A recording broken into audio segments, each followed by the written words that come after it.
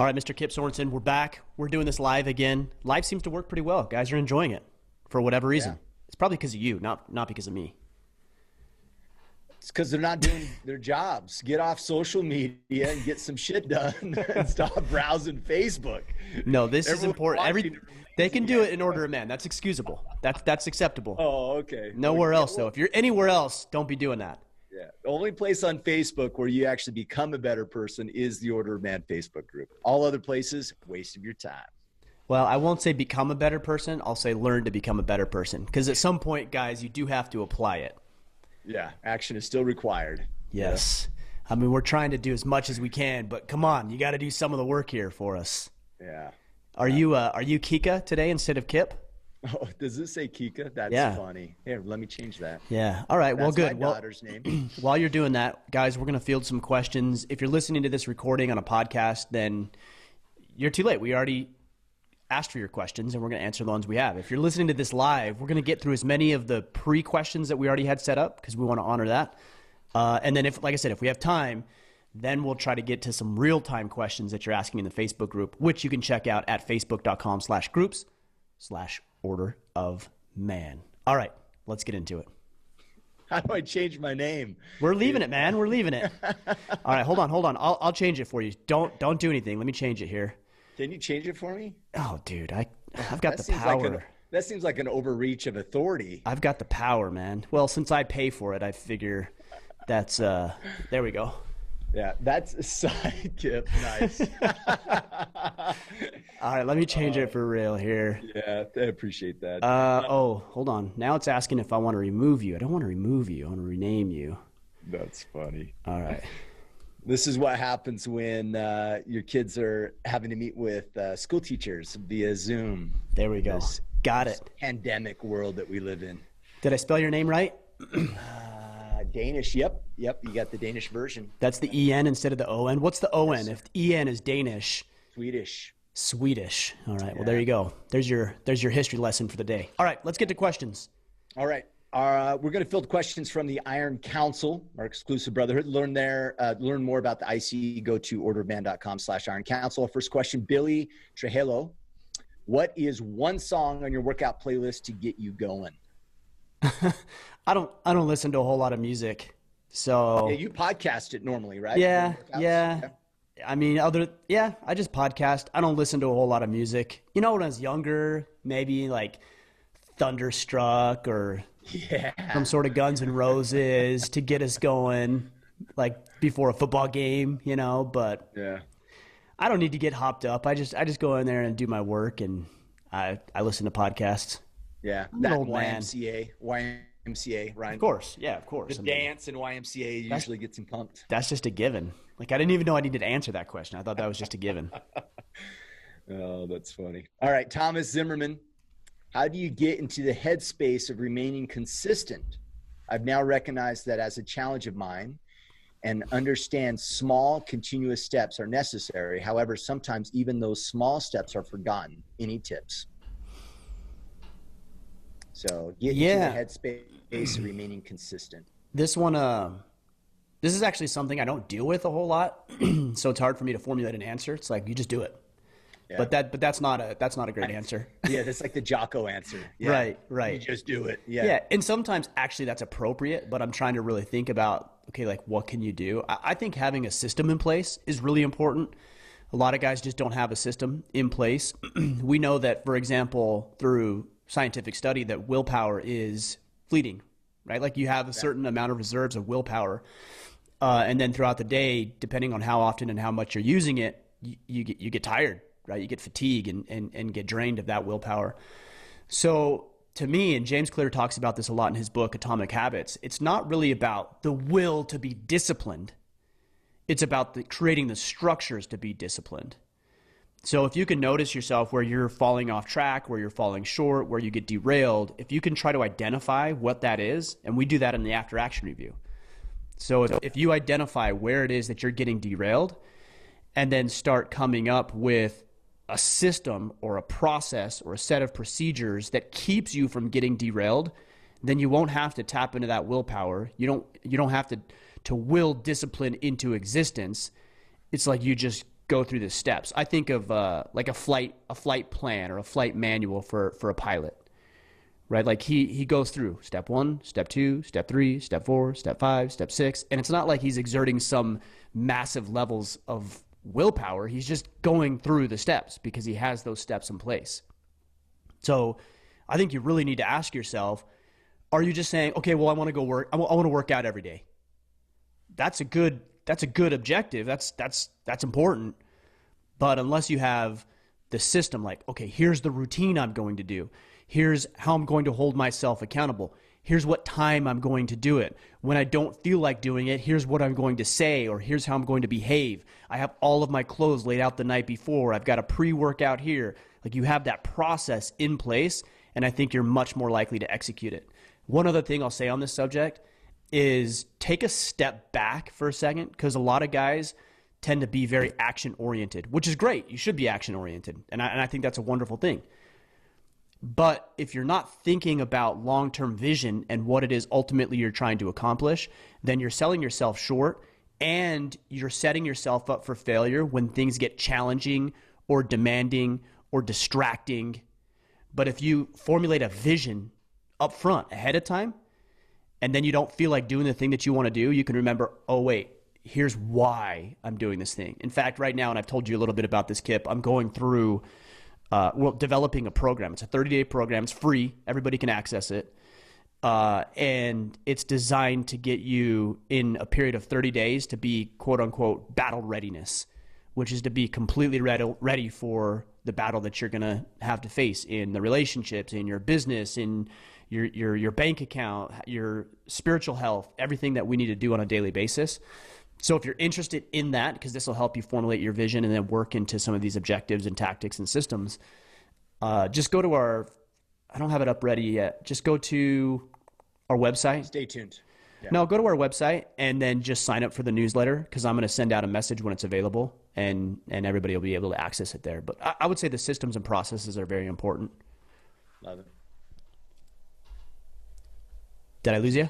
He's taking notes. I'm just listening though, but go ahead.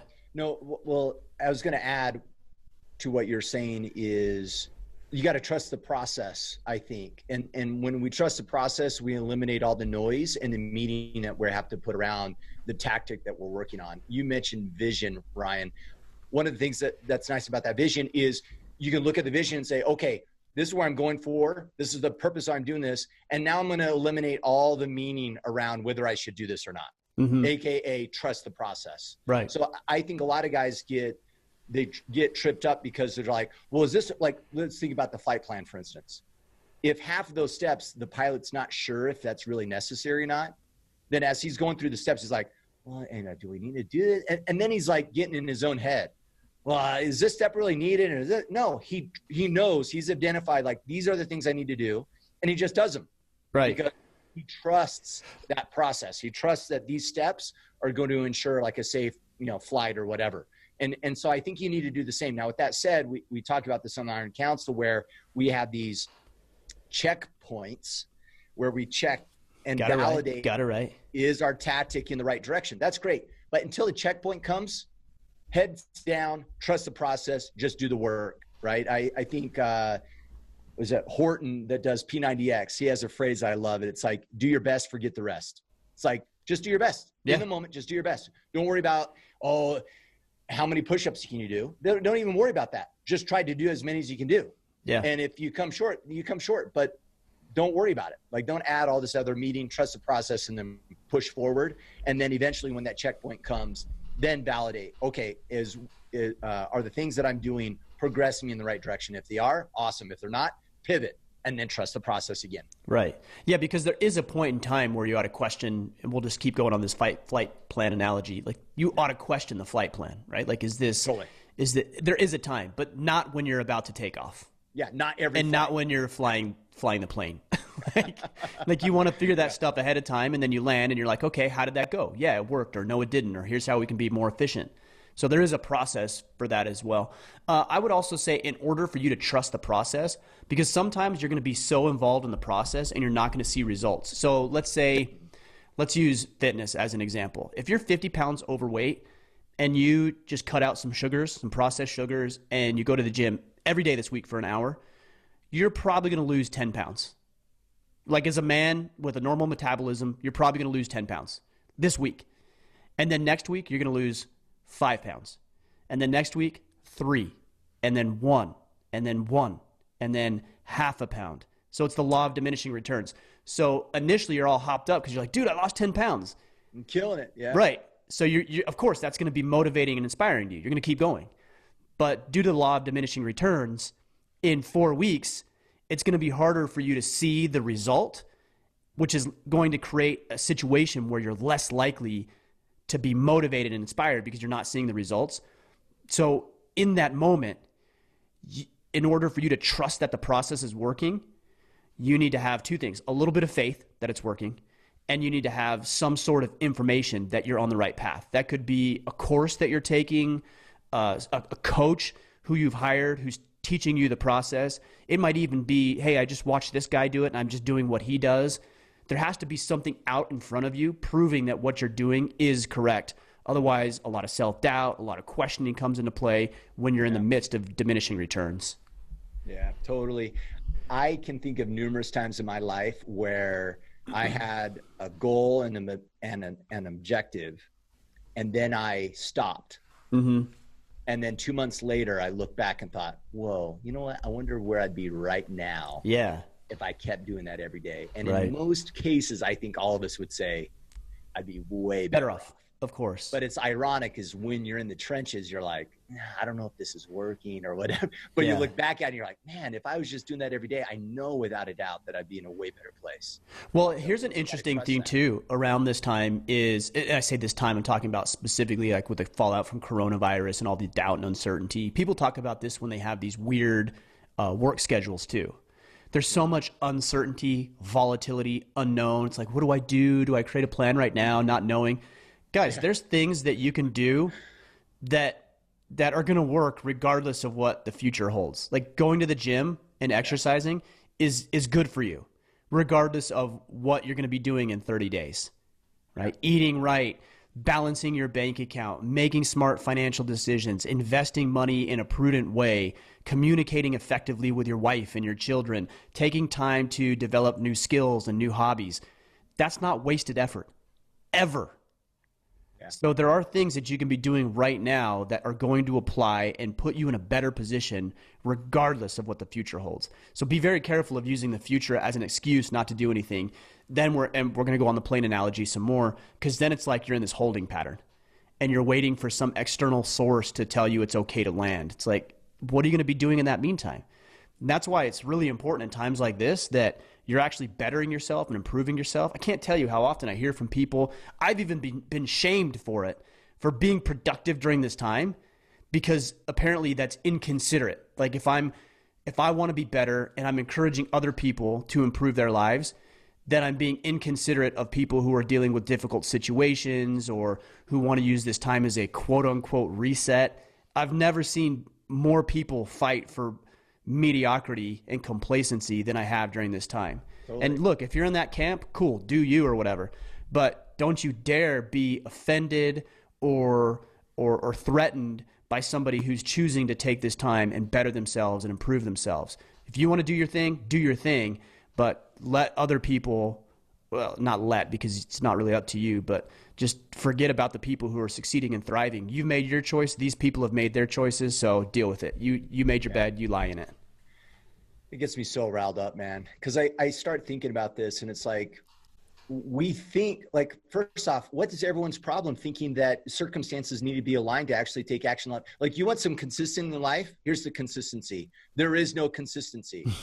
There is no guarantee it's going to end up like we use this analogy all the time when guys talk about, when I'm ready to have kids. You'll never be ready to have kids. Your work schedule is never going to be perfect. Your kids are not going to be they're not going to grow up to be amazing people. Like, speak for yourself, man. My kids are going to grow up to be amazing people. But life is tough and it's full of uncertainty. Right. And by the way, future is what? Unknown. A word. That's right. all it is. There is no tomorrow. Tomorrow's a word that it represents something that has not yet happened. All you have is right now. period.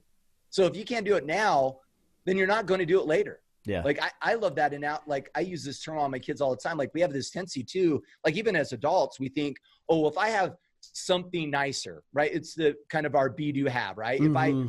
If I have these things, then I'll be happy. Or if I had a nicer house, then I would take care of it.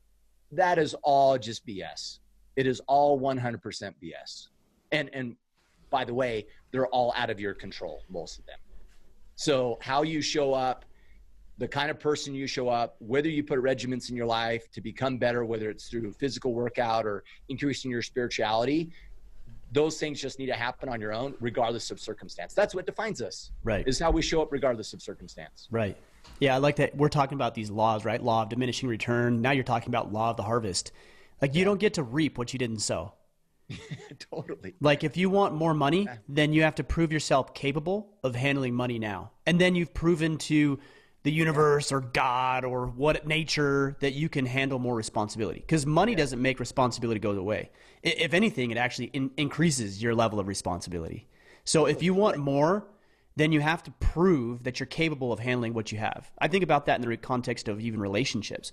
I want a better relationship with my wife. Dude, that's great, but like, that starts today. You have to handle the relationship that you have now so that your future relationship will be that much better. I want more money. Cool. Manage the money you have right now. When I was a financial advisor, people would say, hey, Brian, what's the best rate of return you can get me in the market? And I'd say, well, tell me how much money you're setting aside consistently. Oh, nothing. Well, then 0% or 10%, it doesn't matter. Yeah. You aren't managing you aren't being a good steward over your resources now. So anything that I tell you doesn't apply to your situation. You aren't in the position to do anything about it. Yeah. In fact, it's funny that you bring this up, because when you're using the analogy of working out and, you're mentioning how you lose weight the first week and it reduces, when you're telling that story, I was immediately like, that's perfect. It's a perfect design. Your body's saying, hey, guess what? I'm going to give you a lot of wins right away to create some momentum. Mm-hmm. And guess what? If you want to level up, it's going to be a little bit harder. Right. And when you're ready to level up, it's going to be a little bit harder. And when you want to level up some more, it's going to be a little bit harder. Welcome to life. And It's ironic that the workout, the workout's the same way. Everything is that way. A little bit harder. Yeah. And it's I'm doing, you guys can see, like, you can see my guitar right there, right? Yeah. So I've been practicing. Dance. Yeah, man. I've been practicing at least minimum 20 minutes every single day. Sometimes I go for an hour, others I get 10 minutes in. And you're using that app, and that app just tells you what chords to work on. Yeah, so okay. I'll pull it up here. So if you're on video, I downloaded the app after the last AMA, because I was like, it's a sweet app. I should just do that same thing, because I try to learn a song, but I'm like, well, maybe I should just like actually learn some chords and yeah, and it gives you a path to run on. But that's the app that I use. There it goes. Musician. Who's that text message you got there? Oh, don't worry about that one. Oh. Yeah, that's from my wife. Don't worry about it. The kids are distracted. I shouldn't say that. Never mind. Anyways, here's the app, Musician. All right, so you can pick a path, and then last night I was playing on the guitar. My wife was in the kitchen, and I was getting very frustrated because I couldn't get this like one song, and it has you go, and you have to hit so many stars before you. And it's listening to you. Yeah, it's listening to you, telling you, like okay, Guitar Hero on your. It is with a real guitar instead of like a game or whatever. Yeah, but. It gets harder, right? It just gets harder and harder. And like last night, I'm like, damn. And I didn't know my wife was in the other room, and she just laughs. I'm like, what? She's like, just listening to you play. But it gets progressively harder. And we want that. Like, we as human beings, we actually want that. We crave that. Yeah. Right? It's the same. This is the phenomenon that happens even with video games. And I'm not a gamer. Like, we don't have a video game console or anything in our house. But if you had the cheat code to everything, and you had all the tools and all the skills of your little character immediately, it would be fun for like an hour. Yeah. And then you're like, okay, this is stupid. I'm done. Because it's not hard. It's not a challenge anymore. So innately, we want to be challenged. And it gradually builds up. Anyways, I think we've beat this question. Yeah, I was going to say, how many different more angles can we address, Tom? I mean, we've probably answered like 10 questions at this point, but really, technically, we've only got through one. Is that Mountain Ops jacket? That's pretty bad. Yeah. Is a Target there? Yeah. It's got my Mountain Ops representing. Yeah. That's nice. All right. Jordan Stanley, have you set any checkpoints for escalation within the conversation of government overreach? When to disobey? Are you willing to get arrested for it? And does that sacrifice your ability to take care of your family and be better first line of defense? Yeah, I won't say that I've set certain checkpoints, but there's certain things that like I'm just not going to adhere to. Like in the state of Maine right now, there's an order, as far as I know, it's still there, that if you're in a public space, and I don't know if it's outdoors or just indoors, that you have to wear a mask. I'm like, I'm not going to wear a mask. Yeah. I'm not wearing a mask. And I'm at this point, I'm thinking, like if somebody has a problem with that, it's like, well, then stay inside. Like if you have a problem with that, or you have a compromised immune system, or you don't agree with that, then don't go outside. It's as simple as that. And people say, oh, that's inconsiderate. No, it's not. It's inconsiderate to shut down 99.9% of people's lives because 0.03% of the people that walk around on this planet might contract this illness. I mean, it's not. And people say, well, that's I can't believe you want people to die. What are you talking about?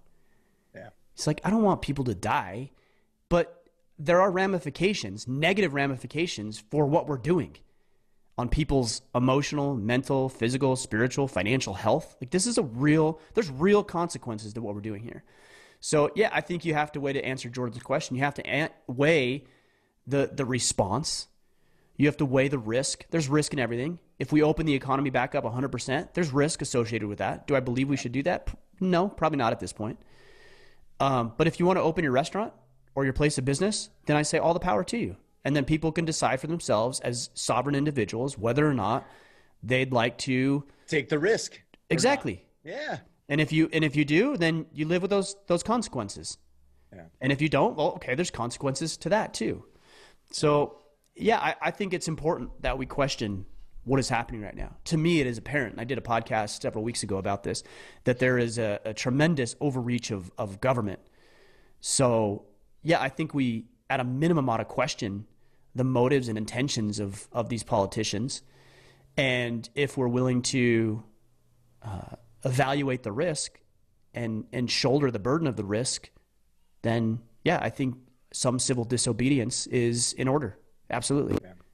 So what I tell my boys, whenever, I think we should always question whenever our freedoms are being taken away.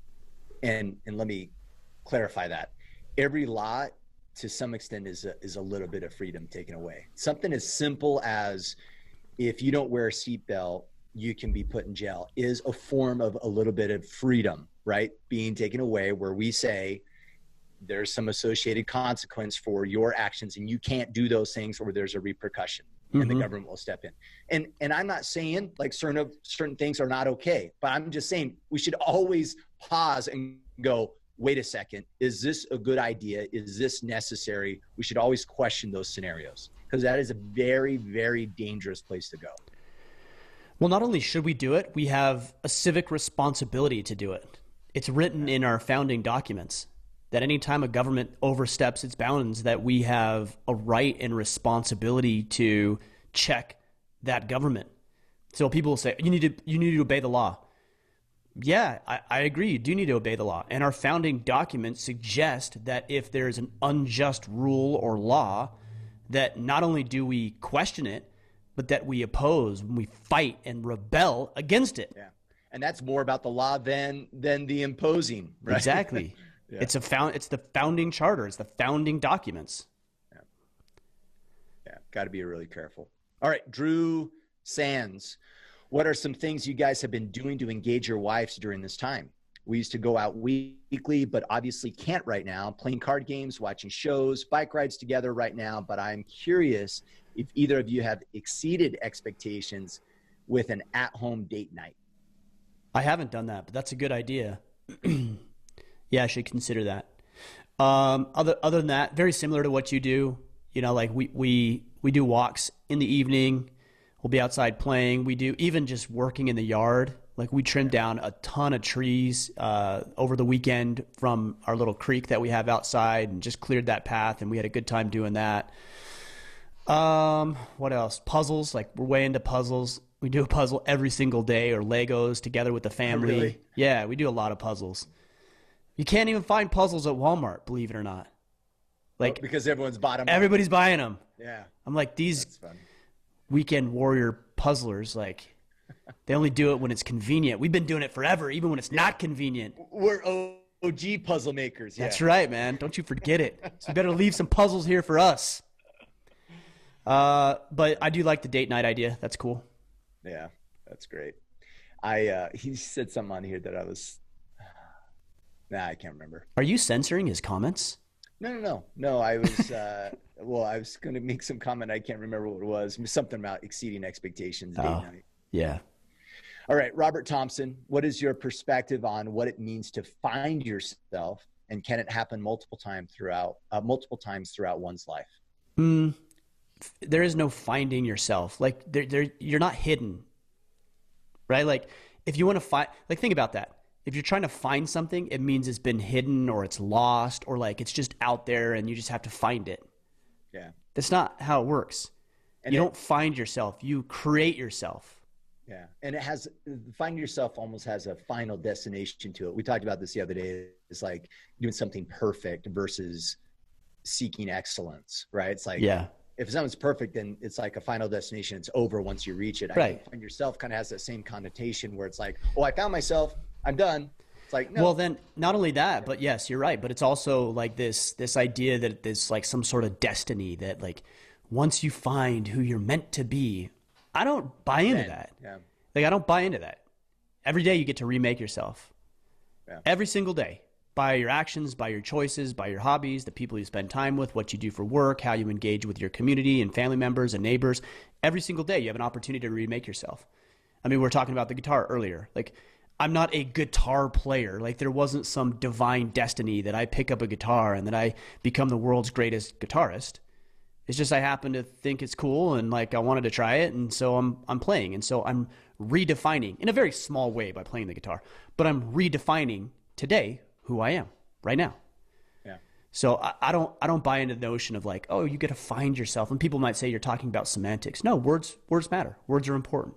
Yeah. And finding is much more passive than articulating, than defining, creating. These are the words that I choose to use for stepping into the type of man that I have a capability of becoming. It's just potential right now. And every day I get to decide, am I going to move forward? Am I going to expand and grow and excel? Or am I gonna fall behind? You know, but that's up to me, and it's not some external source or just some happenstance or luck that I trip over who I'm supposed to be. It's me actually taking some steps in the right direction. Like podcasting. Like I really feel like this is a calling for me. This is something that's very, very important for me. But like I didn't just find it. Oh, bright light! I should be a podcaster. That's what I'm meant to do. No, like I had to start a podcast. And I had to figure it out. And then the podcast I was doing wasn't the conversations I wanted to continue to have. So I needed to pivot and then have these conversations and then evolve and expand my ability to interview and then do this third podcast, the Ask Me Anything. And then the second podcast, which was the Friday Field Notes. Like you evolve, you grow, you recreate, you redefine who you are through your actions. Yeah. I like John Gary Bishop uses the word exploring. You know, and I kind of like that because it has a sense of like create curiosity to life, like exploring what might work for you or passions and hobbies and just constantly exploring even knowledge. Right. And has a little bit of that finding things within there. But and sometimes when you're exploring too, I like that word because you don't even know what you're looking for. In fact, you aren't looking for anything sometimes. Like I'm just out exploring. What does that mean? Yeah. It just means you're out like seeing what you can see. And I think that should be life, is that, oh, I'm interested in picking up the guitar. Cool. Go to the pawn shop and pick up a $50 guitar and go do it. And if you find out you don't like it, then, okay, well, you were exploring. There wasn't some preconceived thing that you were trying to accomplish. You were just exploring. Or I think of David Rossiter in the Iron Council. And years ago, he started, I don't know if he's been drawing for a long time, but years ago, I saw that he was doing more of it. And I saw some things on Instagram today, like his art is getting better and better and better. And I imagine at some point he's like, I'm just exploring it. Oh, that looks fun. And he tried it and he developed it, right? And it gets better and it improves. Yeah. So I do like the idea, the concept of exploring. It's cool. Yeah. All right. Clint McKines, how is 75 hard coming along for you? It has been, what has been the hardest about it? My wife and I are on day 64. I've dropped fat, gained muscle, and walked and ran through soles of my shoes. But I've learned I've always got a bit more left in the tank, and my habits can be set in stone if I make them a priority. And for Kip, I miss you and jiu-jitsu. I miss you too, Glenn. Oh, that's cute. That's cute. 75 hard was going good until it wasn't, and I restarted. So I'm on day 22. Okay. And do you have to restart if you miss a day, or I don't know the semantics. Yeah. Okay. Yeah. If you miss a day, then you have to restart the entire thing. That sucks. And it was one day I didn't do 2 workouts is what I failed to do. So it's 2 workouts, 2 45-minute workouts per day. One's got to be outside. It's got to be 120 ounces of water. Read 10 pages of a book, take a progress picture. I think I hit them all. Yeah. So that's what you have to do every day. It doesn't sound very difficult. The water thing is the hardest for me. Yeah. There's a ton of water. Is what adds. Well, I'm assuming at one point you might find yourself in bed at 10 p.m. and go, crap, I didn't get my other workout in. And literally, because of the pressure of having to restart over, you might hop out of bed. Yeah, and I've done that. Go do a run. Yeah. I've done that. I'm pretty good on the workout stuff. That hasn't been too big of an issue. So it's the water. I like how it's built upon each on yeah, you got to do it every day. It's not enough just to. And this goes back to the first question we addressed. Like, it's not enough to do it one day. You have to do it every single day. So it's easy when you're hopped up and you're excited about it. It's hard when you're like, ugh. You gotta do it. But that's where it counts. I read a great quote. I think it was by Muhammad Ali, and I'm gonna butcher it, but he said something to the effect of, he doesn't start when he's exercising. He doesn't start counting until it hurts, because it doesn't do anything before it hurts. Yeah, the other one's just a warm up. It's only when it hurts does he start actually counting how many he's doing. I love that. That's a really. I want to read it again. I want to read it verbatim here. Hold on. I like that because it's actually really cool. Like it's. Oh, hold on. Let me find it here. So maybe next time I'm catching someone in like a heel hook, I'll be like, when they tap, it doesn't count. No, it doesn't count. You got to count 3 seconds. You have to wait until you feel pain before you can start tapping. He says, it's Muhammad Ali. He says, I don't count my sit-ups. I only start counting when it starts hurting. When I feel pain, that's when I start counting, because that's when it really counts. Yeah, I like that. I like it a lot. I like your version better. Yeah, well, you should just. I get that a lot. I just steal people's quotes, make them my own. I'm like, yeah, I said that. I created that. Well, I just said it. You heard me. It's right there. It's in the podcasting world. Like, it's there for eternity now. It's mine. Yeah. No, that's cool. I like that. All right, Evan Berwick. What tools and systems do you use to prioritize and execute on tasks that pop up in the day? During the quarantine period, I seem to have a lot more small tasks that jump up. Could this be a lack of effective planning or oversight? Also, which of the new achievements are you most excited about to complete? I just use my battle planner. Like, people ask all the time, like, what systems do you use? They pop up and you immediately grab your planner and you write it in. And I just write it in. It's over here. Otherwise, I'd grab it and show you guys. But I just write it in, and then I look at it. And I'm like, okay, what is the most important thing that I do right now? That. Okay, I do that. And then I finish it, or get as far as I can. Like, I can't finish everything all the time. So I get as far as I can. And then I look at it, the list again. I'm like, okay, what's the next most important thing? Whether it pops up or whether it's planned, it doesn't matter. It doesn't matter. Yeah. I just look at it just one at a time. What's the most important thing that I do right now? That is cool. Do that. Then when it's done, ask yourself again, what's the next most important thing? That. Cool. Do it again. The reason I actually like that system is because things change throughout the day, right? Like, I might get a phone call or have an appointment or a potential podcast that comes up that wasn't initially planned for. And so if I plan it methodically and meticulously each and every day, then it allows for no flexibility based on external circumstances that are beyond my control. So this is part of the concept and idea of adapting and overcoming. Like, you need to be able to adapt. And in order to do that, you have to give yourself some margin and space to be able to adapt when the situation calls for it. So I'm not pinned. There's certain things I'm pinned to, like we record this podcast at 11:30. Yeah, right? Appointments, yeah. Yes. And then there's other things that I'm not pinned to. So I'm going to write a couple of emails for our battle readiness program this afternoon. I don't know if I'm going to do it right after we get off this call, or if I'm going to do it in 2 hours. It just depends on when we get done with this call, my answering the question, what is the next most important thing to do right now? Yeah, I like it. Well, and the only thing I'd add is you got Stephen Covey's quadrants. I forgot what he calls those quadrants, the 4 quadrants, but like, I think understanding the distinction between urgent and important and not urgent and important is important to understand. Right. So then that way you're like, yeah, this is important, but it's not urgent. So it can be scheduled. If it's urgent and important, then obviously it needs to happen now. One area I fall, and maybe you have some tactic around this, Ryan, is it's kind of funny. I will schedule time to do my email because one could almost just have a full-time job, like emails, right? You got to batch those things. Yeah, so I'm trying to batch it, and it's funny because I'll read the email, consume and understand the email, and if there's an action item coming out of it, my tendency used to be like, well, I don't have time for that right now. But the irony is, it's ineffective for me to put it off to the side and have to reread that and go through the mental process of understanding the action item versus just addressing it in the moment. And so I've started saying, okay, and I'm using email as an example, if I read this email and I understand, and it required some, brain cycles to like comprehend an action item.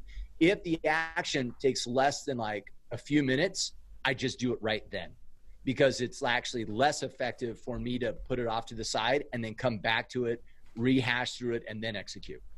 And so but it's a balance, right? Because then I could get wrapped up and just do emails the entire time as well. So it's, just don't even look if you're not going to do it. Exactly. But that's kind of been a rule. It's like, if I can tackle or address this within a few minutes, I do it immediately right now. So it's off my table. It's not like this overhanging item that I now have to document and execute later at another time. Yeah, there's a concept in lean manufacturing, and I learned this from Pete with Origin, and he shared with me, you don't ever want to touch things twice. Yeah. That's the whole goal. That all the time. So for example, like if I'm filling orders, me and my son are filling orders, and then he makes a box, and then he just sets a bunch of boxes there, and then I come in after, and then I grab the box and I put a shirt in it that's been folded already. You know what I mean? Like, you're touching it multiple times. Totally. It's not nearly as efficient to make the box, put a shirt in it. Make the box, put a shirt in it. So you make it first. You don't touch it twice, because every time you touch it, it represents an inefficiency. It's time wasted. So they've actually done studies and research on this, on the effectiveness of how you time this out. So there's that. Don't touch it twice. There's also a couple of things that I got here is decision fatigue, right? Is like, we talked about that a little earlier. When you're having to decide what you should be doing and how you're going to be doing it, there's fatigue in that. And then Tim Ferriss introduced me to a concept, and I can't remember exactly what he called it, but the concept was that there's a lot of loss of energy and effectiveness and resources when you're transitioning. Yeah. So for example, if we're doing this podcast, it's going to take me a little bit to wrap my head around now going into email mode. Yeah. And then when I switch from email mode, it's going to take me a second to get over to like recording videos, right? So there's the transitionary period. So the less transitions you can have, the better. So if you batch your emails, there's a transition on the beginning and the end, and then you go into something else. But if you do an email, then have a conversation, then another email, then record a video, then another email, there's like 8 transitions right there.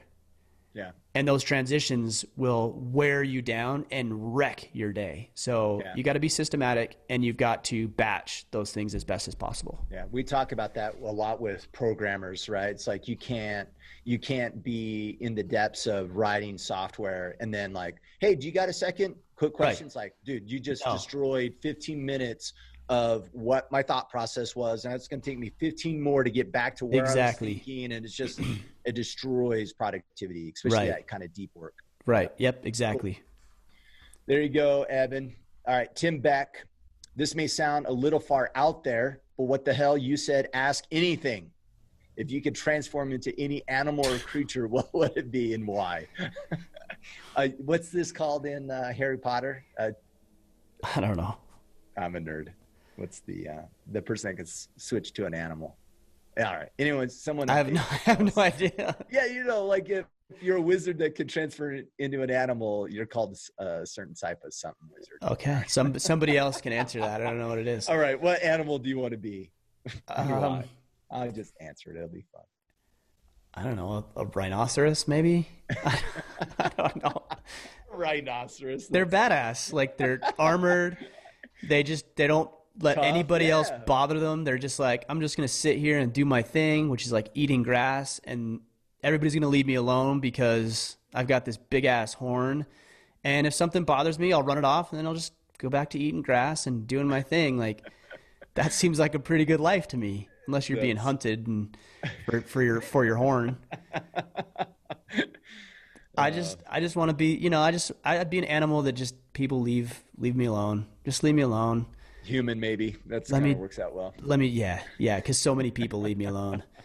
I just want to be left alone, just do my thing. That seems pretty good to me. All right. What would you be? No, what would you be? You're not getting out of it. Dude, I had too many dreams as a kid, like flying, right? So I'd probably enjoy I'd like to be an eagle. An eagle. There you go. I wouldn't want to be a bird or any sort of fish because I don't like flying and I don't like swimming. Yeah, you'd be stuck in the water all the time. I just want to be a rhinoceros. All right. I don't know why that sounds funny, but yeah, I don't know. Right. I don't think it's funny, but whatever. Maybe that's why it's funny, because it's not funny. Yeah. All right. Brad Schmidt, cold showers. Now that you live far north, do you use some hot water in your mix, or do you still run straight cold? Do you run straight cold? No. Brad's like thinking you're way tougher than you are. He's like, man, Ryan's going straight cold all the time. You're like, I've never done that in my life. I've never done that. I'm assuming you have at one. Yeah, I have. Yeah. I have. I did some Wim Hof stuff, and I've done the cold water and cold exposure. I hiked this mountain. What's that waterfall? Is it Timpanogos, or there's a waterfall? Is that where it is? Timpanogos? Where we went and you got brain freeze? Yes. Water? Yeah. I hiked up there in a snowstorm with just my boots and swim shorts on. Yeah, with your Speedo. Yeah. No Speedo. But Steve Weatherford had his thong on, and that was interesting, to say the least. But no, it was fun. It was a lot of fun. But I didn't get in the water that time. No, I don't do like occasionally I'll do a cold shower, and I'll just gradually ease into it. So people are like, "Oh, now that you're in Maine," I'm like, I'm still the same person. Yeah, it's still 2020. Like, we didn't go back in time to like the 1400s. Like, it's funny because people say that, like, now that you're in Maine, do you have indoor plumbing? I'm like, yeah, they do have indoor plumbing in Maine still, you know? Yeah. There's a store and everything. Yeah. Are you going to survive the winter? Yeah, with the other 1.5 million people that live in the state. Like, we'll be okay. People have a very interesting thought of Maine. So yeah, we still have hot water in Maine inside. Yeah. It's pretty cool. We have electricity. Like, I don't have to go light the candles at night, and it's kind of nice. Internet's a little slower, but I can still talk with you guys. Yeah. So. Yeah. No, I do cold showers occasionally, and if I do, I just ease into it. Okay. There you go. Aaron Goetz. How optimistic are you that the economy turbulence from COVID-19 will cause more families to examine how they spend their money and to be better prepared for future economic hardships by building an emergency savings fund?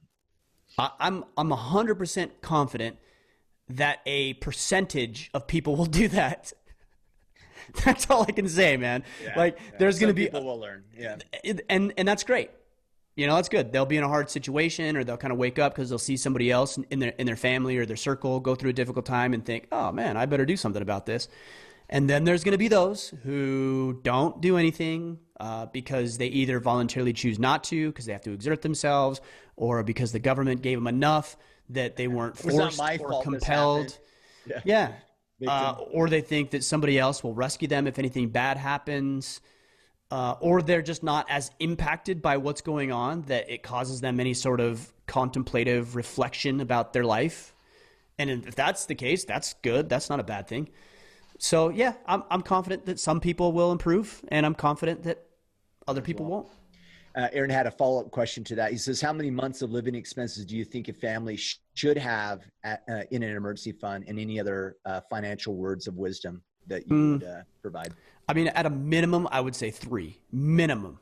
3 months. 3 months of expenses. All expenses paid. Yeah. And I'm not talking about investing. Yeah. Yeah. Just expenses. So that would be skimmed down from your normal income. And I'm not talking about investing. I'm talking about money, savings, set aside. There, it's available.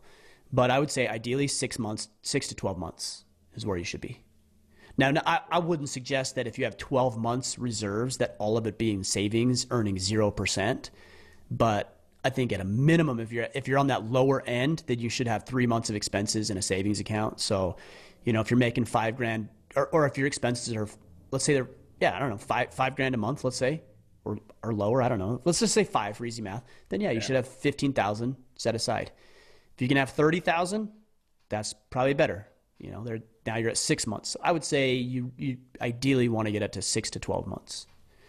And at 6 months, I would probably, maybe even slightly earlier, consider some conservative, broadly diversified mutual funds outside of your savings. Have you done any of those online, I don't even know what they're like called. robo-advisors? No, online saving accounts that actually give you a decent percentage. It's not like tied to a bank. Yeah. They're just like online savings. Yeah, I think like Allied has one. ING had one that I was using for a while. You can get like 3 to 4%. Just be aware of those. They might tie your money up for a certain period of time, similar to like a CD would. But I see. You can't just access it. Some of them you can, some of them you can't. You just want to make sure you look at the terms and conditions and make sure that if you need your money, you have access to it. So that's good for some money set aside, but go from savings to investing, like legitimate investing. And I'm not talking about picking stocks. I'm talking about broadly diversified, low turnover mutual funds. Yeah. And anyone that's doing investing, at least from my perspective, like this downturn, we have to keep in mind, right? When the stock market takes a dump and I'm still making the same investment each month. Yeah, you're getting it on a discount. Up, I'm like, woo! Yeah. But what most people do, nice. And this is weird because, like, let's say you wanted a new car. You want this brand. It's not a great example. Let's say you want a new computer. All right. Let's say you want a new computer. A PC. Yeah. Well, okay. And you want a PC because whatever. And then you wait, not for it to go on sale. But you wait, and then when it's marked up 20%, you're like, yes, it's time to buy. And then you go buy that $1,000 computer for $1,200. And then next week, when it's $800, then you're like, oh, it's $800. I'm going to sell this. And so you sell it for $800, and then you took a $400 loss. And then you're like, oh, but now I need a new computer. I'm going to wait till it goes up to $1,500. I'm going to buy it again. Like we laugh because it sounds stupid. And it is stupid. If you're doing that in the market, you are being a moron. You are allowing your emotions, and that's what it is. You are allowing your emotions to get the better of you. When things are high, you're like, oh, buy. The market's awesome. I'm going to buy. Yeah. Because you're greedy. That's what we call greed. Okay? And then when it's low, you're like, it's going to bottom out. There's no floor. Like, it's just going to bottom out and completely collapse. Look, if the market collapses, you have more to worry about than your money in the market. Like, we're in a bad situation. All right. Yeah. Buy it when it's on sale. When that $1,000 computer is $800, then you buy it. And when it's at $1,200, that's when you sell it. And then you go buy it for $900 and sell it for $1,500, and then buy it $1,000 and sell it for $1,800. It's math, people. It's math. Your emotions are creating all sorts of problems in your finances. I get it. We're because our biggest motivating factors as far as emotions go are fear and greed. Fear and greed. I'm greedy. I'm going to buy now where it's high and it's going to keep going, and you lose your ass on it. Or I'm afraid. I'm going to sell it all when I shouldn't, and I'm going to realize that loss. I think Warren Buffett was asked, or somebody was asked, some prolific investor was asked during the 2008, 2009 Great Recession, how much money did you lose in the market? He says, I didn't lose anything. I didn't sell anything. Because that's all it is in the market. It's unrealized loss. If you sell it, you just realized all that loss. Yeah. It's not a great position to be in. Same thing with real estate. People are like, oh, in 2008, we had properties in 2008. How much did you lose? Oh, we lost our ass. I didn't lose anything because I didn't sell my house. Yeah, it's still an asset. It's still an asset. And not only that, it's even the number that it's worth. Let's say it's valued at $300,000. That's just a random number. It's not even worth $300,000. It's worth whatever somebody will buy it for when you decide to sell it and when they decide to buy it. That $300,000 in this case is just a placeholder. That's all it is. It doesn't mean anything. It just means that if you sell it now, somebody will likely buy it for $300,000. But if you sell it tomorrow, it might be $297, it might be $305. Yeah, unrealized. Right. Got it. All right. Sorry, I was checking the questions on the Facebook. All right, on the Facebook. Tyson Junkers, are you planning on any new merchandise? I'd be the first to order a plaid Order of Man button-down shirt, or even better yet, a hatchet. A hatchet would be cool. I've got some plans for some things there. Probably won't be doing any like sort of plaid button-up because it seems like we just have to buy that and then just like slap our logo on there, which like I don't know if that's real compelling or even all that enticing for me. So probably won't do that. But we've got hats, we've got shirts. The hatchet thing is a cool idea. We've got some stuff coming there. Yeah. Decals, battle planners, that sort of thing. So yeah, we always have I've got a new hat that should be here hopefully this week. A new hat design. Two new iterations of it. So it's going to be cool. Cool. All right, George Sykes, what do you see the lockdowns progressing? How do you see the lockdowns progressing?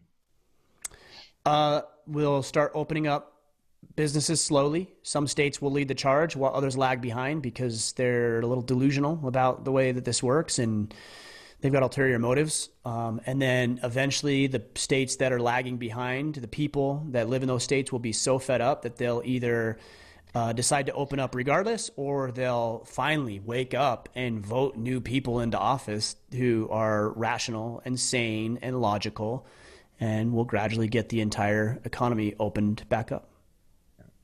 All right. Anonymous. We don't get these very often.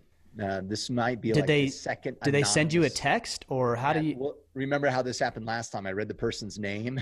And at the end, they're like, please don't read this out loud. Like, would have been good information to do that ahead of time. Yeah, so this guy say, please keep this anonymous. So, Mr. Anonymous, here you go. Well, hey, look, you just whittled out 50% of the population by calling him Mr. Anonymous. I mean, how dare you do that, Kip? Yeah, that's belittling. Yeah. Okay, my connection objective this quarter is to propose to my girlfriend. Struggling to come up with measurable daily tactics. What are some things I can do to make sure I'm staying on the right track to achieve this goal? Look, proposing to your girlfriend is a weak objective. I'm not saying it's wrong. Yeah, I'm not saying you shouldn't propose. I'm not saying that it isn't a good thing. I'm just saying, like, is it really an objective? Like, propose to my girlfriend? No, it's not an objective. Like, you just do that any day. I'm not saying you shouldn't think about it and put some thought into it. So I'm just saying you're overthinking this one. Proposing to your girlfriend is not a worthy objective. It's just not, because it's just one action. It's going to take you 5 minutes. She's probably going to say yes, and then it's done. So if you're thinking about, like, with your battle plan, you got to come up with a new objective. Like, I want to buy a home so that when my girlfriend and I do get hitched, we'll have a place to live. Okay, that's better, right? And so yeah, that's my opinion. Is asking her to marry you is not. It's a worthy thing. It's a great thing. I don't want to diminish the importance of what you're doing. It's just not a great objective for the battle plan. And keep in mind, right, when we say objective, we're saying, what is the objective after 12 weeks of daily tactics? Right. Like, that doesn't even work into that framework, right? There's nothing you're going to do on a daily basis that is eventually going to, that all that action is going to be required for you to ask her hand in marriage. Right. Yeah. So just, that's still a great thing, but just don't make that the objective. It's not a battle plan objective. Yeah. But there might be something else. So think a little bit deeper on that. Maybe it's the type of relationship you want to have. Maybe you guys want to move. Maybe you need to secure a promotion before you ask her. Maybe you need to finish college. And again, you're anonymous, so I don't know, but maybe you need to finish like college before you ask her, or whatever the thing is that could be a more reasonable objective that leads up to you asking her. Yeah. But I think you ought to reconsider your objective for what was it for? Connection, or what was it? Yeah. Connection. Yeah. Reconsider that one. Okay, cool. All right, we're going to Facebook. You want to do a couple in here? And let's take a couple more in there, and then let's go for about, 10 minutes or so. Okay. These questions come in from our Facebook group, facebook.com/group/orderofman. Ryan, Alphabet. During this pandemic, how do you balance fighting for your rights, freedom to move about, opening up, protests, etc., while also being informed and cognitive of science and doctors' recommendations to stay in for the health and safety of yourself and others? Yeah, I don't actually really buy into the health and safety side a little bit? Not completely. No, I mean, look, what we're finding out, and I said this weeks ago, I think I actually said on this podcast, we're finding out that this is marginally worse than the flu. Yeah. So, yeah, is there a risk? Yes, of course. And it's real. And there are people, if you're older, if your immune system is compromised, if you're dealing with health issues, then you ought to think twice about going out and being like that. But I haven't bought into the whole idea that everybody needs to shelter in place and nobody can talk to each other and nobody can go outside. And like, you can still social distance responsibly.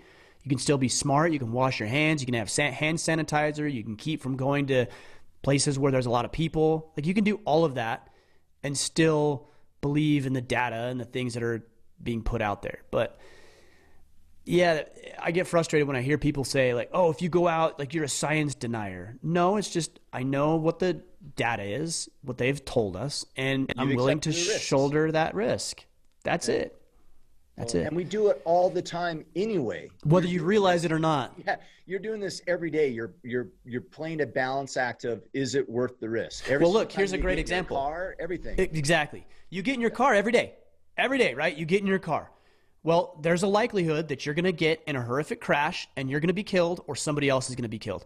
And yet you individually and we collectively as a society have decided, we've mutually agreed, that we're okay with that level of risk in order to get to work, in order to have experiences and do all the things that we want to do. Sure. Same thing with flying in the plane or whatever. Anything has a level of risk. And whether you realize it or acknowledge the risk or not, it doesn't mean it isn't there. It's there. Same thing with this coronavirus stuff. There's a risk, but the risk is low for young, healthy individuals. Yeah. If you get it and you don't have pre-existing conditions, you have a 99% point something chance. Yeah, better than that. Dying. Right. Exactly. Exactly. Like, live. Yeah. Right. Josh if you Yoder. get it, you might not even get it. Right. Yeah. So. Yeah. Josh Yoder, using the tactics of allowing someone to fail to learn how to become better the next time, how far is too far for a young man? In your experience, have you found more success with coaching through their failure, or the after action discussion with them on what went wrong and how to improve? With a young man, it's taken too far when it's dangerous.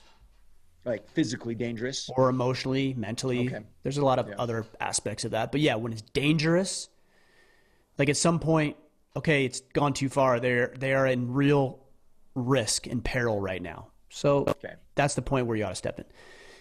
And or it is producing the unintended consequence. So like you always hear about dads who were too hard on their sons, and then or daughters or whoever, and then what do? They rebel, and they do the exact opposite of what the father is trying to teach them. That means that his strategy was taken too far. It was taken to the extreme, and it's producing an unintended consequence. Like it's not working. It's not working. Yeah. So whether that tactic maybe even worked on another kid, it's obviously not working on that kid. So right. Pivot, right? Right. Exactly. That's why you talked about it. The after action review is so important. Did what I do, because a lot of times, and look, I'm guilty of this, is we might react or lash out to our children in an emotional space, right? We're being emotional, we're pissed off, we're bothered or whatever, or impatient. That's that's not a conscious thought of like, I need to say this thing. I need to have this conversation. I need to react this way in order to produce a desired result. It means you're not being intentional. And I've done that. And then I go back after and I'm like, oh man, I lashed out in an emotional response. And what I wanted to have happen was for my son to do X, Y, and Z. And because I lashed out emotionally, not only did he not do X, Y, and Z, I undermined the next time that I want him to do X, Y, and Z.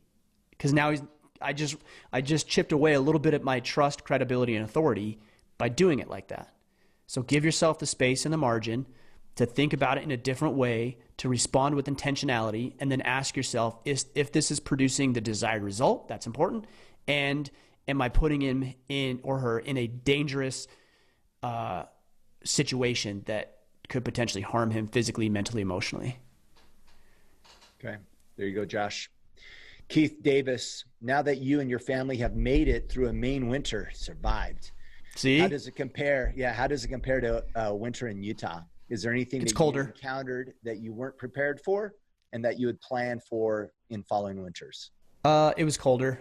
Then more snow. That's it. I mean, look, and here it was according to all the people who live here, it was a very mild winter for us.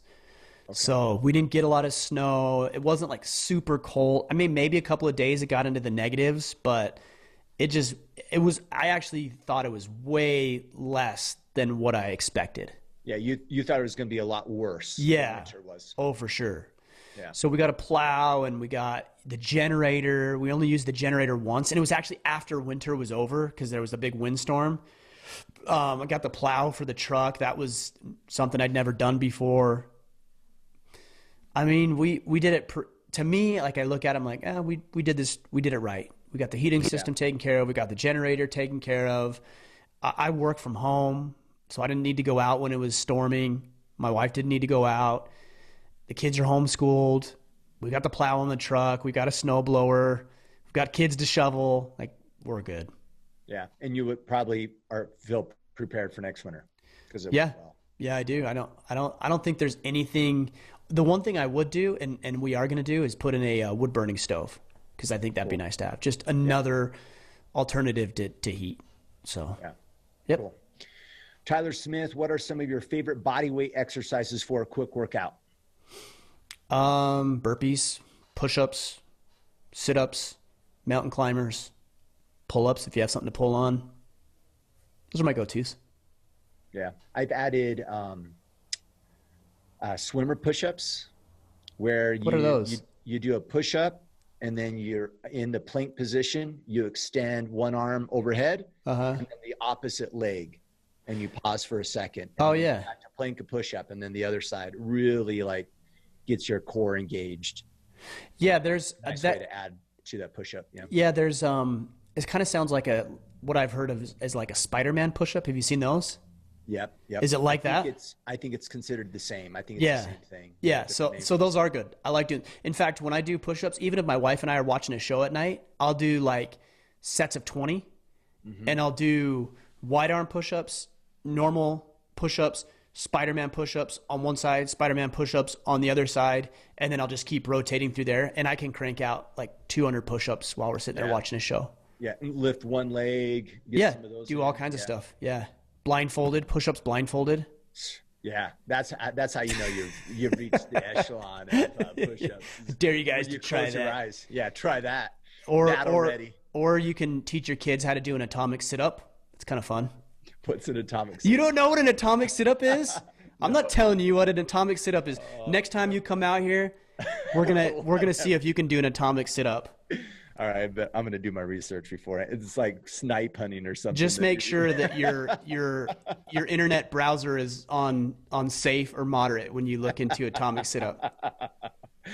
Copy. Oh, that's funny. All right, one more. Yeah, one more. All right, Trayer Morgan. What mental strategies do you employ when beginning and maintaining a new hobby? I'm 39 and decided to take up hunting, particularly turkey this spring and then deer in the fall. My dad took me deer hunting a few times as a kid, but I never made time for it as I got older. I would make time to go fishing in the summer, but not hunting. I see this time during the pandemic as a good opportunity to start making time for it. I feel like a total newbie, and although it is understandable, mentally I feel like I should be more of an expert at this stage of my life. What mental strategies do you use to get past the early discouragement when learning something new? So you're putting a lot of expectations on yourself, and that's creating a lot of problems for you. I mean, expectations are great. Like, you should have an expectation of improving and being good, but they should be internal expectations, not external expectations, right? Because sometimes the turkeys just don't come out and you can't make them come out. My son and I are actually experiencing that right now for the last couple of days. Like, we can't find the turkeys. So I wrote down 3 things here as far as mindset. Number 1, have a curious mindset.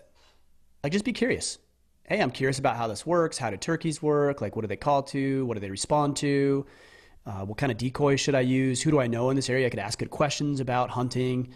Just be completely curious. That's mindset number 1. Mindset number 2, have low expectations.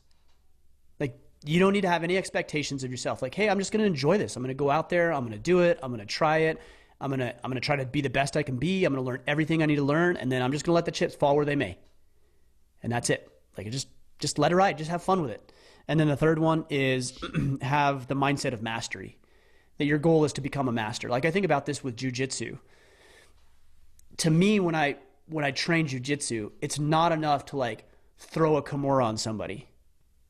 It's like, did I have my thumb in the right position when I did that? Yeah. Right? Or, you know, if somebody does something to me, my attitude isn't like, oh shit. It's like, whoa, how did you do that? Yeah. Oh, and then where was your arm? And where was I? I don't even know how you set me up to get that. Like, how did you tee that up? That's the curiosity, and it's the mastery. It's not enough. To me, it's not enough to be just successful enough. Like, I want to be masterful. Like, when I'm playing the guitar and I'm doing my chords and putting my fingers, like, yeah, I might hit a note, but I'm like, oh, you know, I felt one of my finger pads on another string and it kind of muted that string. Like, am I holding my thumb in the right position? Is my wrist the right way? These are elements of mastery. And if you look at masters, that's what they're focused on. They're focused on doing the seemingly insignificant things very, very well. So take that into hunting. And then again, when you have that idea of mastery, you're curious about it, and you have low expectations, you're just there to participate, to be the best you can be. And if, interesting and ironically enough, when you're focused like that, the progress and the results will start taking care of themselves. Yeah. And I think ego is just sitting there to disrupt all 3 of those. Yeah, oh, for sure. Right. For sure. Because when I think about the jiu-jitsu one, right? What is that? Like, oh shit, I got caught. It's like, that's ego. That's like, oh, I'm this way, or I should be better at this. Says who? Right. You went as a boy a few times and you haven't gone since. Like, yeah, you shouldn't be good. Right. Right. And that's okay. Like, let go of it. Like, let go of trying to, like, you know, like, how's this? You said this, low expectation. I would suggest low expectation, but make sure to deal in reality. Like, have expectation of yourself, but deal in reality. Don't let the expectation like make the scenario run. Like, oh, my expectation is I should be great. Yeah, but guess what? You're not. So deal in reality now, right? And have the expectation to become a master. Right? That's right. But deal in the moment. Yeah, I think they all have to work together. Yeah. Like, if you just have low expectations of yourself, like we'll just talk about it in the context of jiu-jitsu. Yeah, you could just go in like a dumbass and piss everybody off and like roll around and flop around and like think it's a fun thing or something. And okay, well, you had low expectations of yourself, but you didn't have the mastery component of this equation, and so you're just acting like a fool. Yeah. Right? Or the curiosity is like, okay, well, I'm going to try to do it correctly, and I'm going to have a low expectation of myself. And then you start rolling with somebody like you. I'm like, dude, how is he so flexible? Like, how did he get into that position? Because that curiosity will then expand your way of thinking and looking at things that you hadn't considered before. So it's not enough just to have low expectations, because you might just be a loser. Yeah, that just makes you a loser. Yeah, you're not going to achieve anything with right. Low expectation. Yeah. Right. And then you might just be taking it to that level of humility to the extreme where it's not even serving you. So you got to have those other components: curiosity, mastery, low expectations. Copy. Realistic, maybe realistic expectations is a better way to say that. Yeah. Yeah. All right, guys. There's your AMA. There it is. Hopefully that was good. Leave some comments on Facebook. Let us know about us streaming this live, if we should continue to do that in the future. For you guys that aren't part of that Facebook group and want to maybe catch future live sessions of AMA, or just join the conversation of the Order of Man, go to facebook.com/group/Order of Man. And of course, you can learn more about the Iron Council, our exclusive brotherhood, at orderofman.com/Iron Council. Ways for you to support the podcast: subscribe, podcast, YouTube, join the Facebook group, leave a rating review, follow Mr. Mickler on Instagram or Twitter at Ryan Mickler. And of course, you can get your swag at the store. That's store.orderofman.com. And the last thing, coming soon. Yeah, that's right. And then the last thing I would say is, if you're interested in that 4 weeks to battle readiness, then go to orderofman.com. Sign up for the newsletter. It's not ready yet, but just sign up for that. And then when it comes out, which I imagine will be about 2 weeks or so from the recording or the release of this podcast, you'll get an alert, and then you can go through. Again, it's free. It's all available, and it'll walk you through the battle plan very, very specifically. It's going to be a powerful resource for a lot of people. So make sure you check that out as well. When you're battle ready, you'll be able to do push-ups with your eyes closed. And atomic sit-ups. All right, guys. We're going to call it a day. Appreciate you.